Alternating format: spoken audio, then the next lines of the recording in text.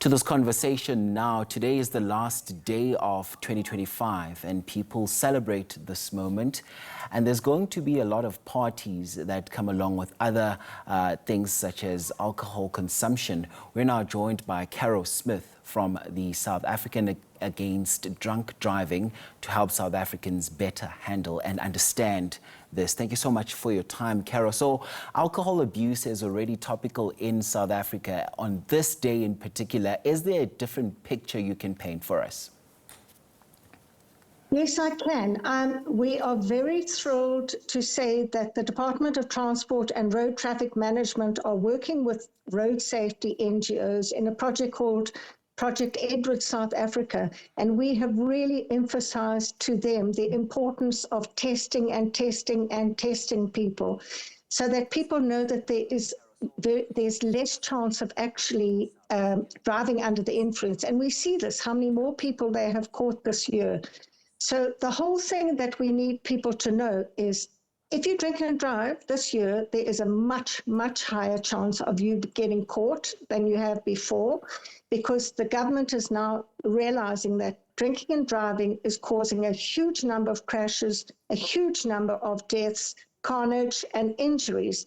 So we are working with them to get more convictions, to get criminal. If the person is convicted, you will get a criminal record. The license will be suspended and people will go to jail if you kill. So people just need to know drinking and driving is not a joke. It is a serious criminal offense. So we say, don't do it. So what I always teach people is many people don't drive under the influence purposefully.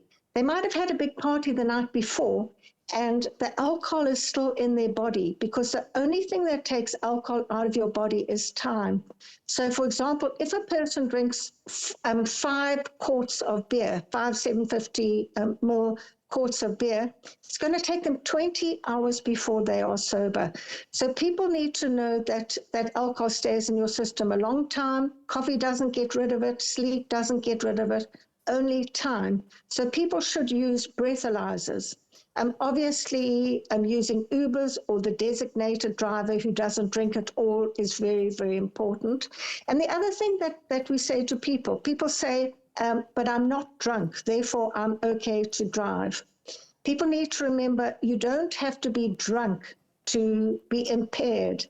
Any alcohol affects your driving skills. And especially people who drink often, their tolerance goes up, so they can drink a lot more than other people, and they think they're safe, but in fact they are not safe at all. So that's why we don't talk about drunk driving anymore. We talk about drink driving. And we also say, if you drink then drive, it's not an accident, it's a preventable crash. So the department is working very hard on testing more people, starting to work with justice so we get more convictions. And the other thing that is also helping to bring down the death rate that the government is really concentrating on as well is the use of seatbelts. So if you are in the front or the back and you are hit by a drunk driver and your car rolls, there's more chance of you surviving if you are buckled up. So buckling up saves a huge number of lives. So I just want to say to people, please, please, don't just think of yourself. Think of people like me. Think of all the victims. I had to have a Christmas without grandchildren here because my son had been killed and he couldn't give me grandchildren. That is unfair. It is a selfish and irresponsible thing to do, to drink and drive and kill or injure other people. But what about the young people who drink and drive and kill themselves or kill all their friends? Please think about that. Think about that before you're thinking of driving. You'll then put your parents into mourning and your family into mourning, and maybe you'll leave children behind. Yeah. So we know in South Africa that when people have crashes, it often sends families into poverty or further into poverty. So this is just totally, totally unacceptable and preventable. And then, of course, pedestrians who drink. A large number of the people who die on our road are pedestrians who are drunk or under the influence. So the whole thing that we say is if you're going to drink, drink at home. don't go out and walk or cross roads, because there's a much higher chance of you being killed, because you're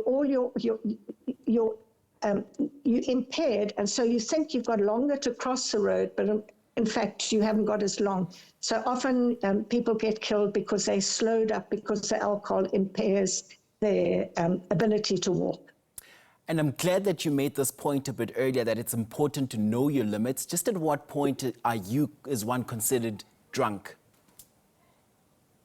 Okay, so it depends if you are a professional driver, like a taxi driver or a bus driver. The legal limit is less than 0.02. So if a bus driver has one tot of brandy, he'll be over the legal limit. Okay. And so, for example, I always talk about Castle Lights. So Castle Light, Lite, is not low in alcohol. It's low in total energy. So one Castle Light, no matter how big it is, will have professional drivers like taxi drivers over the legal limit. So that's for professional drivers. Zero alcohol is the only acceptable thing. And then for the general public, it's less than 0.05. So, and women are more affected than men, so women have to drink less than men. So, for example, if a person drinks 1 quart of Black Label beer, 750 ml, that will come to 0.08. They'll be over the legal limit of 1 quart. So that's why nowadays we don't talk about one drink. We don't say you can have one drink, or you can have one beer, or you can have 2 beers. Basically, if you have 1 quart, you're over the legal limit, because it's 4 units. So one has to talk about units of alcohol and know what they come into the breath and the blood. So people need to know what the limits are. All right, Thomas, thank you so much for your time and insights on the program. That's Caro Smit from SA Against Drunk Driving. Thanks so much indeed.